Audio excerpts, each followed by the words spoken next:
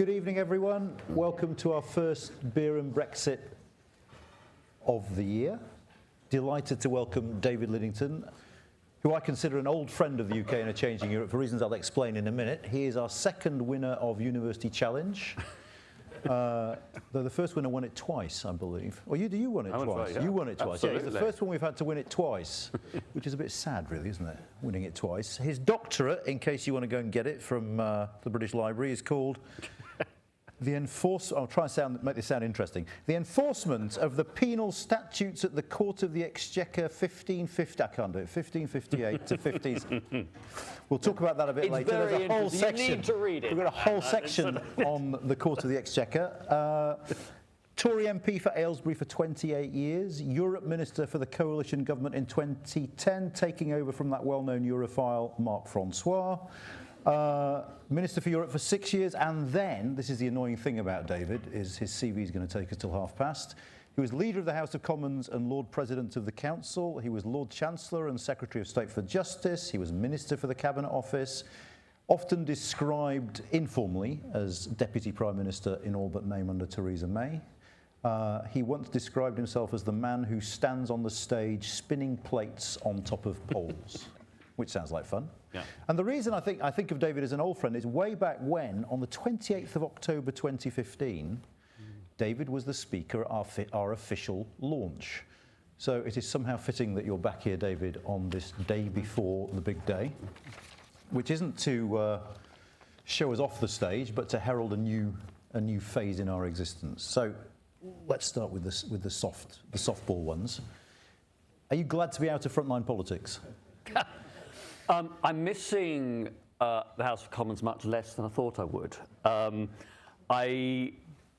I do sometimes think, oh, it would be nice to be in there, have the ringside seat. But I got to the stage of thinking, can I face another 5 years of this? I don't know, 1 or 2 happily. And it was partly, if I'm honest, it was that inwardly I was starting to find some of the constituency side a bit irksome. I don't miss, you spend your day debating Europe, or in my last job, dealing with some pretty serious security issues. And then you go back to your surgery and somebody comes in and complains about the parking ticket that they've got. And it's not even as if the warden was being unreasonable when you go into the details of the case. They just present the parking ticket. And I don't miss hanging around for votes. I love the fact that now, the first time in yonks, if a friend says, can we have a cup of coffee?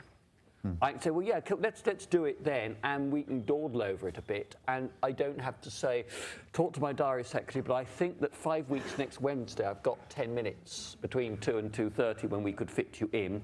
I have been to a couple of art galleries in the centre of London for the first time in 25 years, even though I've been working within easy walking distance of both of them in all that time. So there's a really nice side of life that you rediscover. And you rediscover that politics, Parliament, most of what happens in Parliament passes most people by most of the time.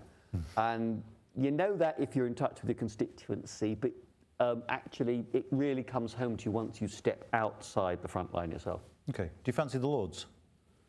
Not my call, that one. I mean, no, if he offers it, I'd accept it, but I'm not lying awake at night thinking about it. And these. We'll tweak the first part of that answer ceaselessly to try and get you some. And there's one thing before we get on to the substance that I have to ask you about, because I was fascinated about this when you said it, that the Buckinghamshire MPs used to meet up regularly, and that was you, Dominic Grieve, John Bercow and Steve Baker. Yep. Did anyone take minutes? Not unless the leader of the county council was doing so. Okay. And we did manage to retain civilised relations, I think, to the ending. The last couple of meetings, there were tense moments there. You just sense that people were sort of about to start letting fly, and we just managed to hold back. Actually, Alan in our office, who interned for you when he was 16, apparently, was wondering whether there was a stage play waiting to be written about those Buckinghamshire meetings. Actually, it's not a bad idea, actually. I don't think I'm a very good playwright. I probably haven't got the ear for dialogue. But actually, there's a nice idea in the making there, I think. All right, now we've softened you up. Who's going to play John Bercow? That's good. Answers on a postcard. What were Theresa May's strengths and weaknesses as Prime Minister? Strengths, utter dedication to an ethic of public service, that she was not in it forever for the glory or the grandstanding. She didn't care about the newspapers. She didn't read the newspapers much, and didn't mind if she annoyed people, if what she was doing, if she thought what she was doing was right. I think that, and also an absolute determination to get the work done. You know, she would read into the details. She would master the brief. My regret was that Theresa in Maidenhead, her constituency, is absolutely great at getting on with people of all sorts. There's no airs and graces to her as a woman at all. You know, she and Philip spend Christmas lunchtime helping out at the local charity lunch for old people on their own. You know, every year she acts as a marshal for the 10K run in Maidenhead. And somehow she was never able to translate that sort of constituency approach to treating the country as her constituency. That there was too much of a reserve that I think inhibited her ability to connect with people. And I think that was a pity, because I think she did have that strength there, and you could see it at constituency level, but it wasn't sadly translated onto the national stage. We'll dig into bits of this a bit later on, but just on one specific, it's a question I've always wanted to ask someone, which is, firstly, did you know what she was going to say in her 2 conference speeches in 2016 before she said them? So there was what she said on the Sunday first, where she sort of drew out the broad brush approach to the EU, and then there was the actual speech. Was that 16? No, 16 I didn't. I mean, I'd only been in the cabinet quite recently. I had more of an eye in my last job when I was her number 2 as to what she was going to say, and I would see a draft, but only quite late in the day. But every party leader and every prime minister regards their conference set-piece speech as both very important and something that's quite private, it's personal. When I was William Hague's PPS, when he was leader of the opposition, we had a small team of us, with the speech writing. George Osborne used to hold the pen and do the actual drafting, and Danny Finkelstein would chip in, and Seb Coe would chip in, and I'd chip in. But it was quite a tight group, and you didn't send it out more widely until pretty near the end, and even then you were careful what you did. So I suppose the next question is, how did you react when you heard it? Were you shocked by the? I mean, we're talking specifically on the 2016, the 2016 one, where she first sort of laid out what was to become her approach to Brexit. I think it was. I wasn't shocked. It was more hardline than I had hoped that it would have been if I'd been asked. But it was accompanied by passages on domestic policy which were more Christian Democrat in flavour than anything I'd heard from any previous Conservative leaders. Almost if you took out the Europe bits, you could have heard Angela Merkel speaking, all the stuff about government and the private sector and the need for fairness and equity across society. And that was all welcome. And certainly at the time in cabinet meetings, it hadn't been absolutely clear where we were going to go on the single market became clear quite early on, but customs union was still in doubt for quite a long time as to whether we would opt to stay in that or not. And also, I think I'm rather sort of slightly always aimed off for conference speeches, because you know that conference speeches are a pitch to a particular audience of party activists. And you knew that in 2016, the activists were going to be more the Eurosceptic than the electorate as a whole. And so I think I didn't come away from that conference thinking, oh my God, this is absolutely hopeless. We're not going anywhere. I think what the problem was more that there was in the government, I think, a reluctance until much later to face up and to start to explain to the public some of the very difficult choices and trade-offs that would need to be made. Just how uncomfortable was it for you? I mean, you get the European Union. You know that you can't leave the single market and the customs union and maintain frictionless trade. And yet that was the line in Lancaster House, more or less, wasn't it? I mean, how frustrating is that? I mean, do you get a chance to say, but Prime Minister, that's just not going to work? No, I wasn't on the Europe Committee when in that first sort of term, the 16-17 government. And the Europe Committee was very carefully balanced to have the pro and anti people. I did feel a certain sense of frustration. I felt I was being underused. And I did say to one or two people then, I think, I'm just, I've actually got the knowledge. I know the people out there, and I think I could be of help. But there are other reasons, other dynamics, and I was enjoying being leader of the House. So I sort of got on with that. And when you looked at both Lancaster House and at Florence, I mean, there were ambiguities in some of the language that was used. And the passage in Lancaster House speech about customs union was very nuanced. It'd say, look, we don't want to be in the customs, we don't want to be in the common external tariff or the common commercial policy, but actually it may be that we would choose to be in some parts of the customs union, or that we want to have some sort of hybrid version there. So it didn't seem to me that we were ruling everything out completely. I do think, looking back, that there were some opportunities, but I don't think Chequers was a bad deal at the end of the day at all. But I think that the chance to get cross-party support in particular, I think. Now you're preempting. Then, yes. But just one more thing on sort of from the first phase, if you like, the early part. I mean, Boris Johnson has subsequently called the backstop a monstrosity. Do you remember him saying that in Cabinet in December 2017?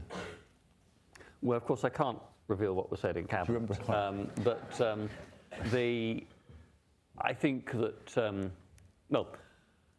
in December, the reality is in December 2017, the Cabinet accepted the deal that the Prime Minister had agreed at the European Council.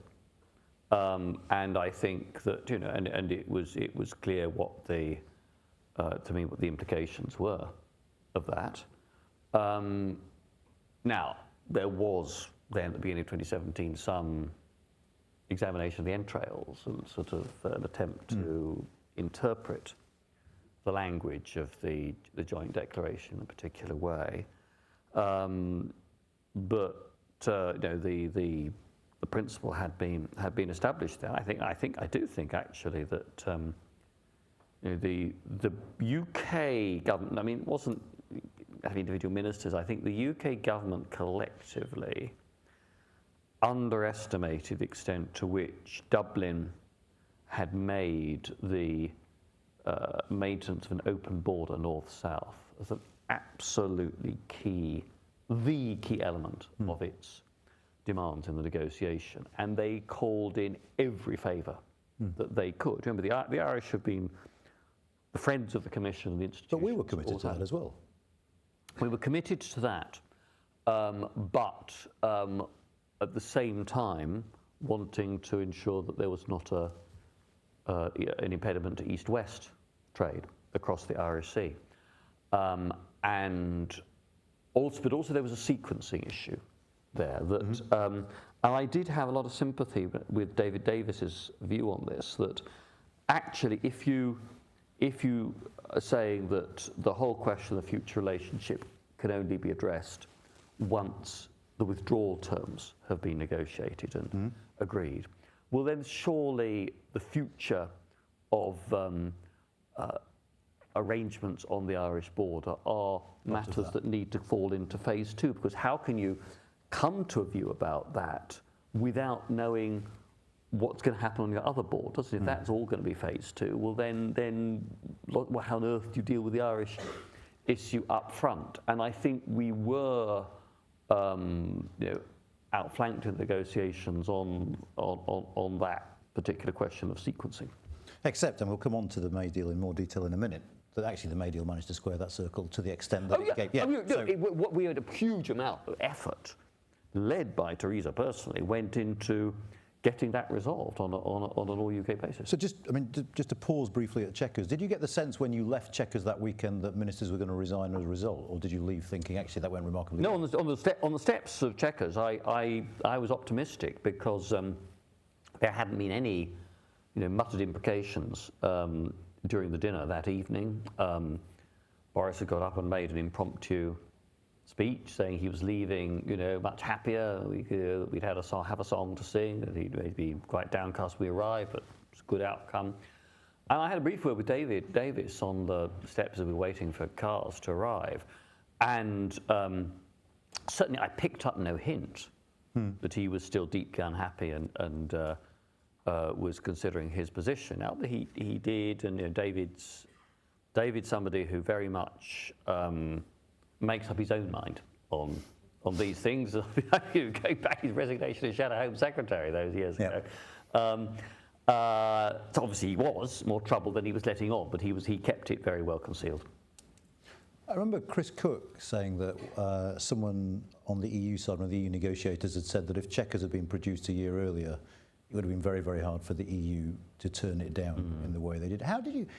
What did you think of the way the EU reacted to Chequers? And how the EU played that? I think that I thought the EU was disappointingly grudging about Chequers. I'm not sure Chris Cook's right in saying that it would have been welcomed with open arms a year before. I think rather the impression I had was that a number of the key EU leaders were expecting that we would go from membership into an EEA or an EEA plus customs union arrangement, if only as a holding position, because that was a known structure, it was stable, everybody would know where they stood, and then we had time to sit down and think. And which many leavers had initially said. Yeah, absolutely. And I can remember talking to Martin Selmayr sort of between the referendum and sort of and Chequers. I think it's quite early on in the whole business, and Martin saying to me, "Look, can't you?" He thought in terms of prolonging membership or having something very close to membership, but Martin's pitch was, "Look, we all need to have 4 or 5 years just to sit down and think how we manage this. And you might change your mind and want to come back in, but can't you just sort of say that your deadline is going to be 5 years' time, and then we just have serious talks." And Martin was talking in terms of an effective directory, UK, France, Germany, to sort of run the show. And if we reform the EU to do that, can't you then sort of go back to the people and sort of get them to vote again? So the mood, I think, the mood in European capitals, certainly Merkel, I got the impression from the German contacts that was very much thinking in terms of the EEA model as a first resort to allow for thinking time. And I think part of the problem always with EU negotiations is there's so much that's always crowding in on European councils. The tendency always is to push something slightly to the side, unless you have to take a decision on it. And even while our negotiation was going on, you still had, for example, the negotiation with Erdogan going on over the management of refugee flows. And so you had a number of European heads who were saying, can't you just wait for the next council to sort the UK situation out? We've really got to concentrate on this now.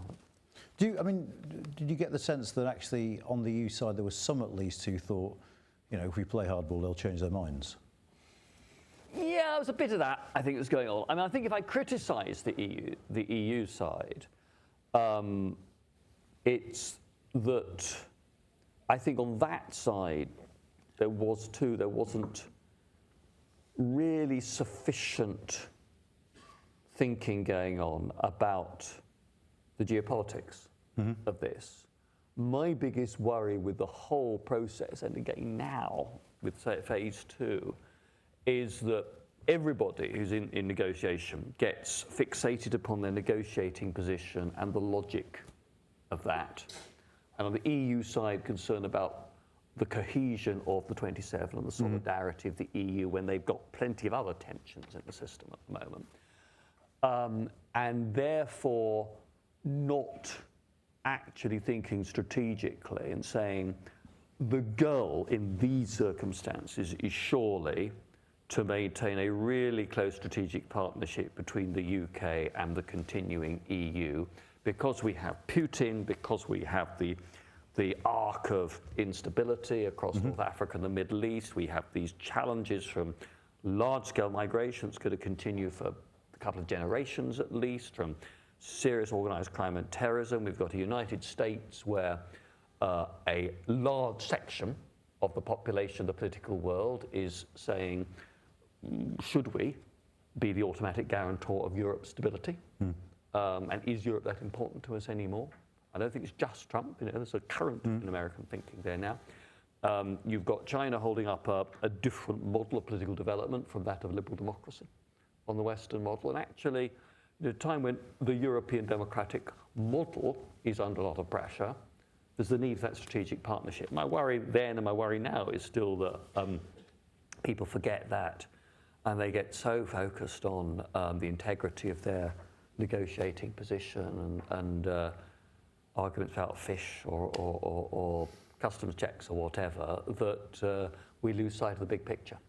Yeah, okay. We're not going to talk about fish. I couldn't face it. So it's just over a year since Meaningful Vote won. Good old days. Were you taken aback by the scale of that defeat? Yeah, it was worse. You could tell it was getting worse. And my view had been that she should go. Originally, you remember, it was planned for December. Yeah. And I had said that I thought that if we were going to certainly stood a chance of winning, or if we were going to lose by less than 3 figures, that we should go ahead and do it nonetheless. And I did say, I thought if the chief was telling you that it's going to be a 3-figure majority against, then I think delay, because we could have a chance to work on people and try and improve things. Actually, it got worse by, so my judgment was wrong in that respect. I'd argue for delay, and I think that it would have been better to bite the bullet at that point. And certainly, what that extra interval gave was time for people who were havering to come under pressure, both within their own constituencies and from parliamentary colleagues who were sort of saying, viewed from outside, all right, let me do it more specifically. As I saw it, the government did little to sell the deal it had brought back from Brussels. We were just saying, actually, there was accomplishments in that deal, not least getting the trade stuff done. Do you think that's fair? And if so, why do you think that was the case? I mean, there was I would have expected number 10 to go into overdrive. I think the Prime Minister went to Scotland and she went to Wales and talked a little bit about it, and that was it. And then there was silence, and the narrative was framed by the other side. And it was partly, as far as I could see it, a failure of comms as much as anything else in the lead-up. Yeah, I think that's partly true. I think that, of course, what happened was that there was the resignations coming as they did when in the immediate aftermath of Chequers they had not been expected, was destabilising. And then you're almost immediately into the summer recess. And now I do think that there's a case saying that you could have done more on the communications, but then big chance communication is always party conference as well, because that was the year of the awful conference, the stage falling apart and so on. I really felt for Theresa over that business. Her voice seized up after the intruder came in, and as I'm told by medics, that actually that is not surprising, because she wasn't to know whether this guy had an explosive vest wrapped around him, what his motives were. Now, all she knew was this chap was clearly unauthorised, was coming up onto the platform, and her security people were not in sight and weren't intervening. So it's hardly surprising, particularly given she had a sore throat anyway, that she the coughing and the tight larynx kicked in. But I think the other issue we had at that time in those months was over the DUP, because I think there was effort made to try and win them over, but I think the feeling was if the DUP could be brought on board, then this could be one. And also there was a lot of time spent on talking to Conservative MPs privately. It wasn't done as a big all singing, all dancing public communications campaign. But I think it is unfair to say that efforts were not made. People were who were unhappy or had doubts were being invited in. Stuff was being explained to them. I mean, looking back now, how do you feel about the way some of your more Eurosceptic colleagues treated the Prime Minister? I basically look. My view is that it's primarily not. It's not that I have no quarrel with people who disagreed with the Prime Minister inside cabinet and did so openly and vehemently. That, it seems to me, is perfectly legitimate and is healthy. What did make me angry was that within 12 minutes of a cabinet meeting concluding, you would start to see particular political reporters tweeting almost verbatim, but with a slight spin on it, what had been said. And I do think that was appalling behaviour. I don't think that it's possible for a government to function effectively. And certainly it is the opposite of trust building if people behave in that fashion. Okay. So, I mean, broadening this out in a sense, do you think Theresa May, after the election of 2017, could have pivoted to a more cross-party approach, given the fact that it was clear she couldn't just drive this thing through without somehow? She could have, but it would have been, and I believe that the attempt should have been made, but it's easy for me to say that. It would have been fraught with risk. After that, you will recall that after that election, there was huge pressure on her leadership anyway, that there were all sorts of calls in the press for her to fall on her sword, a lot of speculation about a leadership challenge. And then within, was it 10 days, 2 weeks of the general election, you had the Grenfell fire, which then swept everything else off the table. She had Grenfell and to cope with, and then you had Chequers to deal with in that period of time. No, sorry, 17 Chequers decades later. But I mean, 2017, you have Grenfell. Yeah, the defeat and then Grenfell really does matter. Grenfell really does matter. And that meant then she had to she had to still think to respond to that, but therefore to take another risk on top of Grenfell, when she had a battering, fairly or unfairly for her, and I think unfairly largely for a response to Grenfell. Do you then go out on a limb further? And I can understand the caution about this. But eventually you did. Also, in fairness, I also think that my instincts always tend to be consensual, reach across the aisle. I'm not convinced that in the aftermath of the 2017 election that Jeremy Corbyn would have responded constructively. But then eventually you did sit down with Keir Starmer, didn't you? Yeah. And how was that? Give us some. Well, Keir was. I mean, Keir, I always got on perfectly civilly with. I mean, the first time I met Keir, in the sort of context of a sort of slightly informal negotiation, that thing was before the formal talks began. He came to my office, and you could tell the tensions in the Labour Party because Corbyn sent 2 minders to keep an eye on him, and it looked as if it's a bit like seeing the Russian ambassador, where if you see a Russian ambassador, he comes in with somebody from the embassies, the FSB man, and he's there to make a note of what the ambassador says to make sure that he doesn't get too far out of line. So I was sitting chatting to Keir, and Seamus Milne was sort of sitting in the corner of my office looking from one to the other, and I did cross my mind that dear old Seamus, sort of knew that when the revolution comes, we were both destined for the firing squad, and it was a matter of sequence, not principle, which of us went first. Were those talks serious? Yeah. Do you think Labour? Well, we got to the final. I mean, we went in 2 stages. I mean, in the autumn of 18, I was authorised to have. We were trying to get support for meaningful vote, and I had a round of meetings then. In 2019, and then in 19. After MV2, Theresa made the pitch to Corbyn personally and reached out. No, those were serious, and we spent many hours in meetings with John McDonnell, Keir Starmer, and their people. And John McDonnell said to me, "Look, we would not be here were we not serious about trying to come to a deal on this." I think that the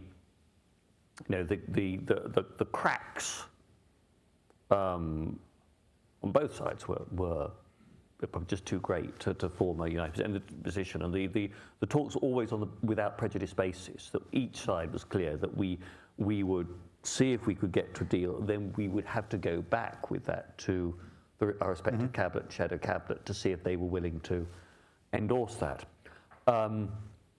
And we came close.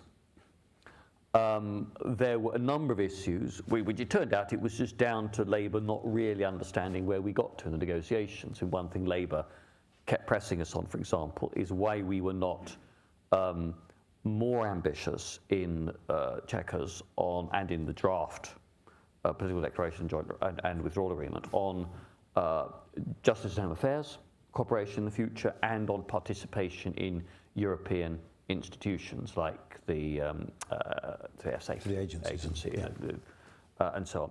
And we had to say, look, we got as far as it was possible to push Brussels to accept. We had to explain, look, the Commission is who are people saying to us, if you're not a member, you can't qualify for this degree of participation that you want. So we said the language we've got makes it possible to aim for more in phase 2, but it's not us who's being unambitious, but it's the Commission's theological position on this that made what we would like impossible. The 2 issues on which the talks broke down were customs and second referendum. And the second referendum, basically, you could see the mood in the Labour Party shifting by the week. Harder line, not interested in Norway Plus, not interested in, effective customs union pending at a general election. We have to have a second referendum. We offered them a debate and guaranteed votes at both committee and report stage on the implementation on a referendum. And basically they said, they thought about it one meeting, they came back another meeting and said, no, we have to have second referendum in the text of the bill when it's introduced, and then there can be a vote about whether to remove it from the bill. So there's no way that the Conservative Party would ever have swallowed that. And what you seem to be suggesting in a way is, absent the referendum, there is nothing substantive you could have offered the Labour Party and made them agree to this. I think given their internal dynamics, I think that is right. What was ironic about all this is that the people who I was convinced most wanted to do the deal were the Corbynites. So it was Seamus, it was Andrew Fisher who were saying that they would like to do this. Becky Long-Bailey was really only interested in only speaking about the workers' rights package, and she and Greg Clark sort of had a number of separate meetings to flesh out what could be in a workers' rights bill to sort of at least move to some extent towards what Labour wanted, and we would have made some concessions there. Customs, it boiled down to language at the end of the day. I think Labour wanted something that was explicit customs union. And we were, certainly the negotiating team was prepared to offer something that in effect maintained what amounted to a customs union pending a general election, but our key principle was you have to have an arrangement which holds without prejudice to either party's longer term position once that election takes place. But it was second referendum that was the real deal breaker. Are you surprised that more Labour MPs didn't vote in favour of MV3? Given where we'd got to, given well, the fact that it depends which, on which day you ask me to have made that assessment, because what you see when you're sitting in the Commons, what you pick up, you talk to Labour MPs and you hear about the pressure that their whips are putting on them. Nick Brown was very hard line, basically saying, you step out of line and back the Tories. I decide whether you can stand, I have the right to decide under the party rules whether you can stand as an official Labour candidate. And I'm not going to let anybody stand who votes to support this Tory government on that. We know we came so close to getting the DUP back on board with this, because we proposed a number of things sort of unrelated to European policy that they said that they wanted, but and I believe, my understanding, that the DUP were divided on this. Emma Little-Pengelly, possibly Gavin Robinson, possibly Geoffrey Donaldson wanted to accept a deal, but others in their parliamentary party didn't, and they always operate as a pack. They don't split publicly. I mean, at the point when colleagues of yours and possibly friends of yours, David Gauke, Greg Clark and co, began to rebel, were you ever tempted to join them? Yes, and I thought seriously about it, but I had always said that, not happily, of no sense of glee. It was absolutely hateful, and particularly, this would have meant not going into the lobby with a Tony Blair, but going into the lobby with a party led by Jeremy Corbyn and John McDonnell. It's a completely different sort of Labour, and I wasn't going to do anything. I was never going to do anything that would have put them into government. So I was always very clear. I'm not going to support. Dominic Grieve would have. He said to me he would have gone the whole hog in extremis and even supported a no confidence vote to bring down a Conservative government. There's no way I was going to go down that route. But I had always also said, once Boris Johnson became Prime Minister, that when we could see the Ben Bill hoving into view, that I would want to talk to him, hear what he said before I came to view about how I would vote on this. And so he invited me, and I had 35 minutes on my own with him in number 10, which is a sort of note taker there. And basically he persuaded me that, he said, look, I'm serious about getting a deal. And he said, I have really looked at the detail of no deal, which I knew about. I was chairing meetings on that week after week. And he said, I've looked at this. And he said, look, nobody in their right mind would choose to go down that track if they could avoid it. I want the deal. And I believe I can get it. And I want, I want you to back me for the European Council, so I can try and get this deal, and that's what I agreed to do. And I don't regret that at all. And in fairness to him, he did get the deal. Now, he made a move on Northern Ireland that I had not expected him to make, and I don't think Theresa would have made. But he got the deal. He got the majority for it. But there are going to be checks, aren't there? There's bound to be. They can be minimised. they can be by a number of techniques. First of all, if you get a veterinary agreement between the UK and the EU, you can reduce very substantially the number of checks that the EU is required to make under EU law on incoming livestock and food products. But that sort of agreement requires dynamic alignment, doesn't it? It would require. It requires common recognition of standard. You'd have to have a process for what happens if there. But if you look at the New Zealand EU veterinary agreement, okay, the quantities involved are much less. There is no reason why that has to have automatic dynamic alignment within it. But I take the point that if you don't have automatic dynamic alignment, then you have to have some sort of break clause so that the which is a bit like the Swiss arrangement, so that or equivalence in financial services. Yes, and if you don't play ball, well then we will cut this off at a month's notice or whatever. So veterinary agreement is one thing. There's a lot you can do to de-dramatise, to use the Barnier phrase, checks that Barnier and Sabine worked on during the course of the negotiations.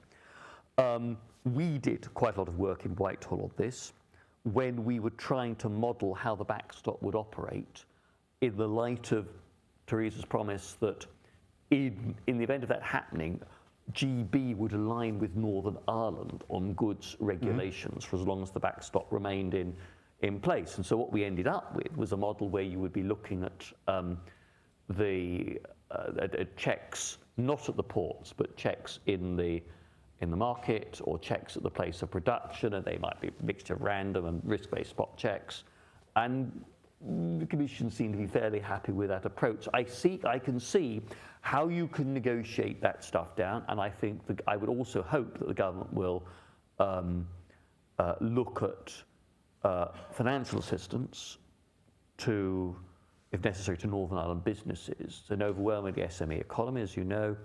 And it's the cost. If they have to file an export declaration online when they shift goods to GB from Northern Ireland, which they will have to. Which under EU law they would have to do, and under the withdrawal agreement they would have to do. Then they have it's money for systems, it's money for staff and staff training to operate those. And so, I think the government should look seriously at some sort of time-limited financial. But it's the other way that's the real issue. I mean, the point I was simply making is whatever into Northern Ireland. Whatever you do, whatever agreements you have short of something that looks like May's deal, and subject to what the Joint Committee finally agrees, there are going to be checks. Well, I think the test, but one of the tests here, you mentioned the Joint Committee, and that is going to be key. I think that having Stormont back up and running will help, because that means there'll be Stormont representatives, either from Stormont or appointed by Stormont, who will be included in the UK delegation on the Joint Committee. And if they are making cross-community proposals about how you decide what is the right level of check, what is a reasonable requirement, then that, I think, carries more force than if it's just London doing it. It makes it harder, for example, for Dublin to say that you can't accept this if it's a cross-community thing.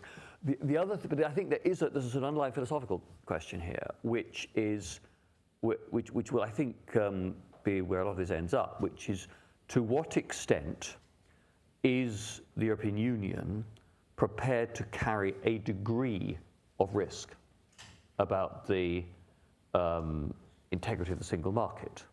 The reality is that if you look at the EU's other external borders, nobody pretends that its borders with Belarus or Ukraine or Bosnia-Herzegovina or Turkey are impermeable.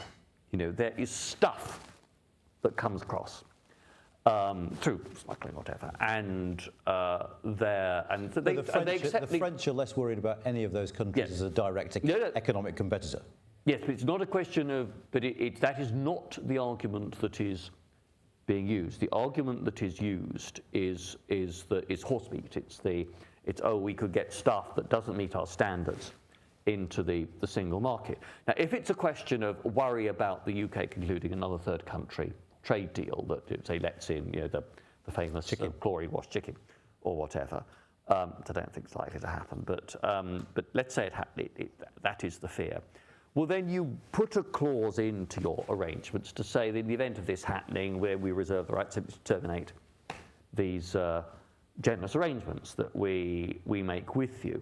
So I do think that it would be a mistake to. I completely accept that the words of the agreement, read alongside European law and WTO rules, mean that there has to be some sort of rule, some sort of checks, declarations, whatever you want to call them.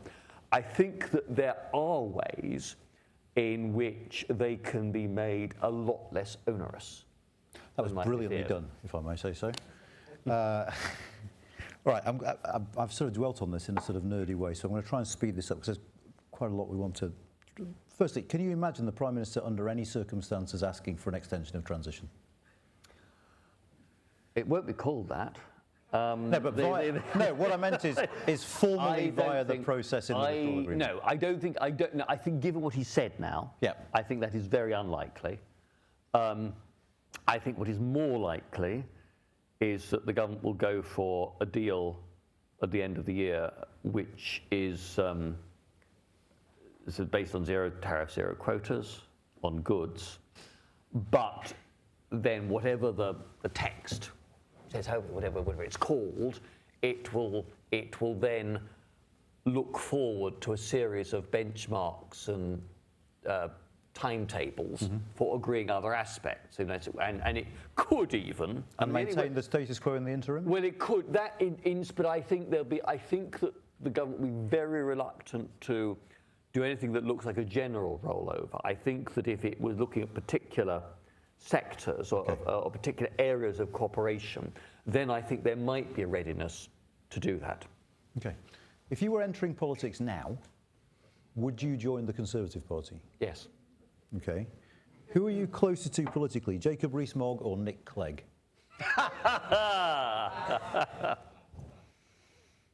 Interesting. We failed this test already. Well, it depends. It's a good test, I don't want to sort of sound like I'm dodging too much. Phone a friend. There's an element. No, I would say, because the easiest thing for me to say is Nick. I got on very well with Nick in coalition, but where I would say with Jacob is I think part of what distinguishes a Tory from a Liberal is a respect for time-honoured institutions and traditions, whereas a Liberal tends to be less patient with those. I would. You've heard what some of your colleagues have said about judges. I'd always describe myself as a liberal Tory. Okay. George Osborne was quoted as saying that trading Oxford West for a shot at Hartlepool is a hell of a gamble in the medium term. Do you have some sympathy with that view? That is to say, and if so, why? Yes, I do. I think that I think that the PM will make every effort to hold on to those voters that he gained at the general election. But those are votes that were given on trust, and there's no doubt in my mind that the anti-Corbyn factor was massive in this election. Now, what that tells me that if the Labour Party managed to get their act together, they ought to be able to win back considerable number of those votes. And I do think that I think it would be very unwise indeed for the Conservative Party to be complacent about the fact that we are behind, not just amongst 18 to 24-year-olds, but we are behind amongst people in their 20s, 30s, and even 40s who are paying taxes, have family responsibilities, and responsibility in their careers. I mean, that seems to me not a recipe for long-term success. If you were Prime Minister, which of the Labour candidates would you fear most? Lisa Nandy. Okay. Do you think it is possible to square that circle, that is to say, to hold on to your traditional Oxford West Tory while satisfying the needs of the former Red Wall Tory voters now? Do you know, isn't there a tension here somewhere? Because there are very different asks, aren't there? I mean, for some of them, it's sort of small state, low tax conservatism. For many in those new constituencies, it's the opposite. Well, the Conservative leaders who've tended to do best in terms of straddling that divide have been those who are seen as rather middle of the road conservative. You look at Baldwin and you look at Macmillan.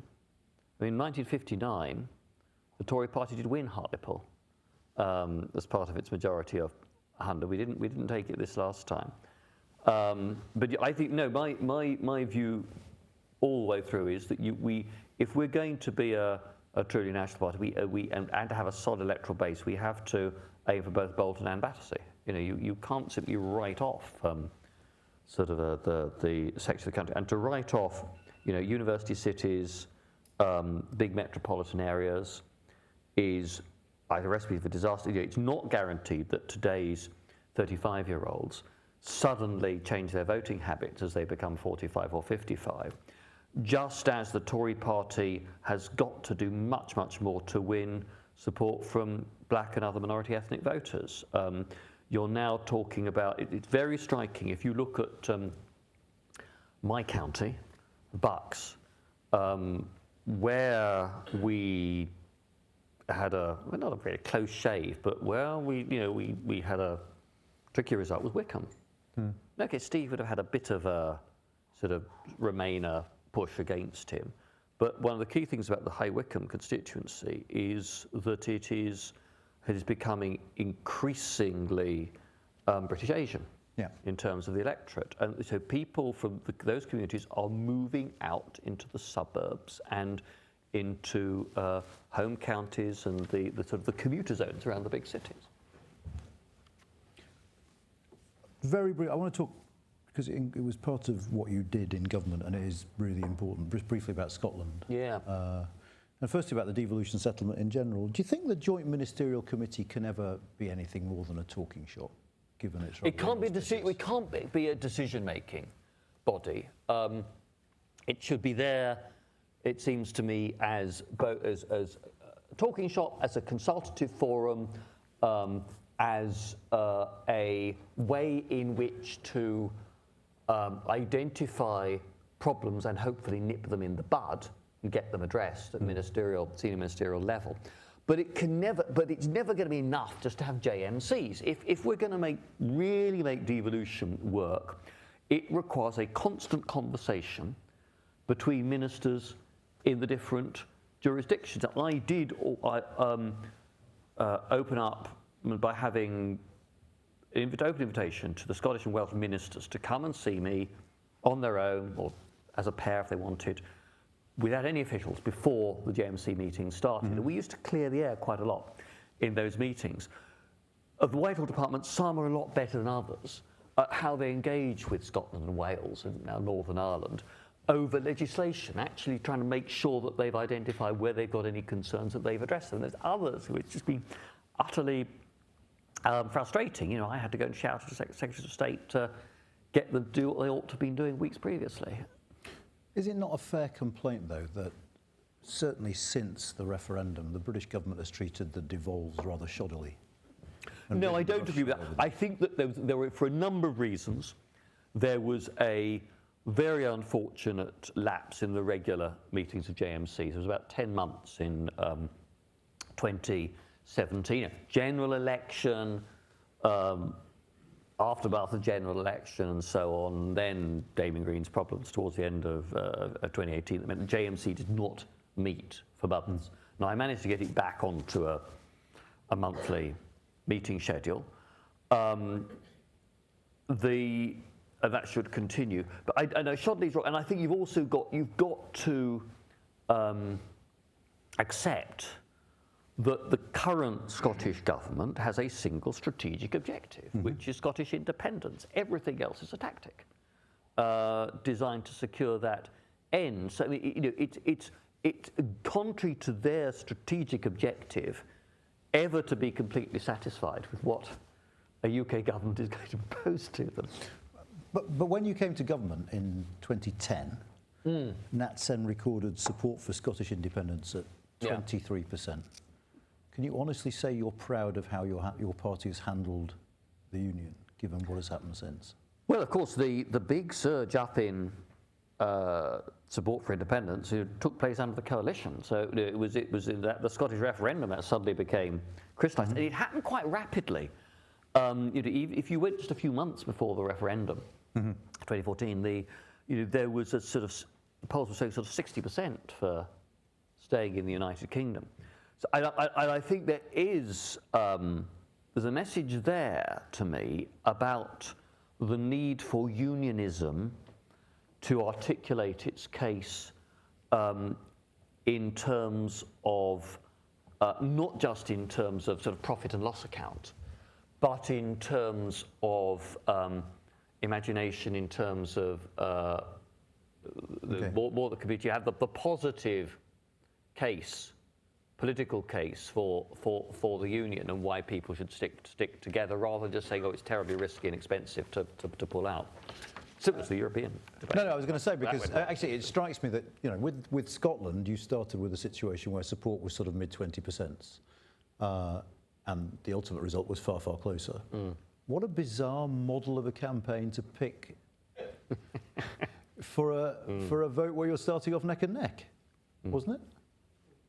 Oh, I felt all along that the referendum campaign should have had a much more positive element to it. How would you frame it? A lot of people say that. I'm yet to hear anyone who's managed to come up with one that sounds both positive. You mean Europe or Scotland now? No, Europe now. Europe. Move on. Oh, you start with you could start. There are two ways of doing it. I mean, I think you have to acknowledge as part of your narrative that there are things about EU membership that are irksome. Yes, we have to work with other countries. We can't always get our own way on things. There have to be compromises, and some it's terribly bureaucratic. But actually, this means we get a say in what France and Germany are able to do as well. This means that working together, we can be a more powerful voice in terms of trade agreements that we can strike with Japan. Take the obvious example. It would still have been just about TTIP at the time of the Europe referendum campaign. I don't think that it is unreasonable to look back to the mid-20th century. Just say, no, Europe, we need to be playing we sacrificed a huge amount for the freedom of Europe during the 20th century. We don't want ever to be sending our young men and women out to fight in European wars. So we saw in ex-Yugoslavia how easily old hatreds can bubble up again. Actually, this project is about working together to try to make sure that we embed habits of democracy, human rights, the rule of law, that we in Britain have helped to build. So you build a narrative that's based in part on notions of UK leadership, UK positive contribution for things that are in the common good. So I don't think it was impossible. I think it is. I'm not saying it's easy, but I think it could have been done better than it was. So I'm guessing you're not going to be in Parliament Square tomorrow night. No. Are you planning to continue to play a role in public life going forward? I'd say I'm in the fortunate position of just taking stock. I'd like to still do something in public life. All the advice I've had, both from friends who have been through senior political roles and friends who have had senior private sector careers, is you need to take stock. You have to decompress and just decide how you want to spend your time from now on in.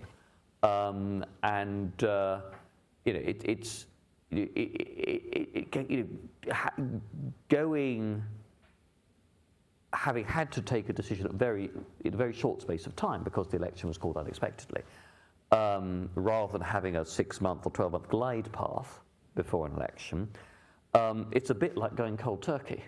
And you've been taking a drug for, called democratic politics for many, many years. And so it takes a bit of adjusting. You sort of wake up missing meaningful votes? No. Okay.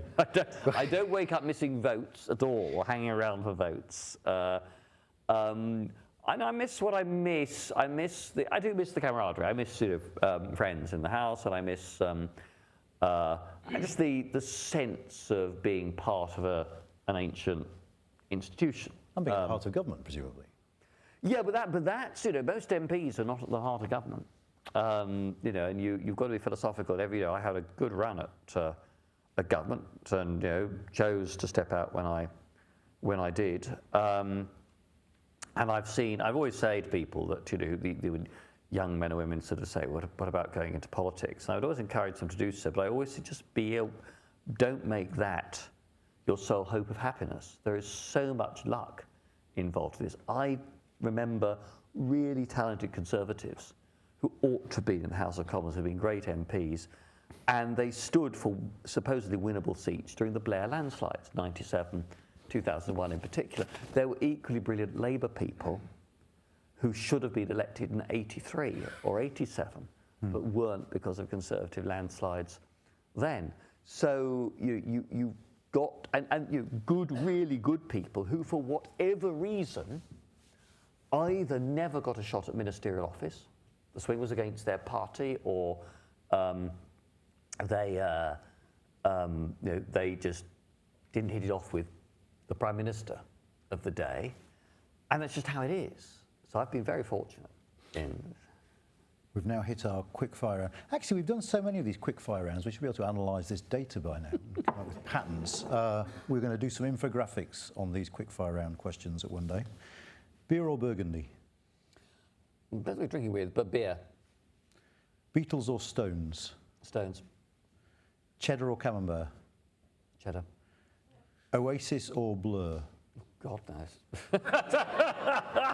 Jacob said who? Yeah. I do know them. I don't know the music, the answer. Okay. Beef Wait, the Blur guy is the cheesemaker. The cheesemaker, yeah. So yes, so we'll go for Blur. But he wasn't when he was Blur. No, all right. Beef bourguignon or steak and ale pie? Steak and ale pie. UK in a changing Europe or any other think tank you can think of? Well, the UK changing it, save for the think tanks I'm involved with. David, thank you so much. I would like to give you, as a token of our appreciation, while you're decompressing. Lovely, thank you. Help you. Thank you so very much. And this is a pint, not a litre. Absolutely. Thank you.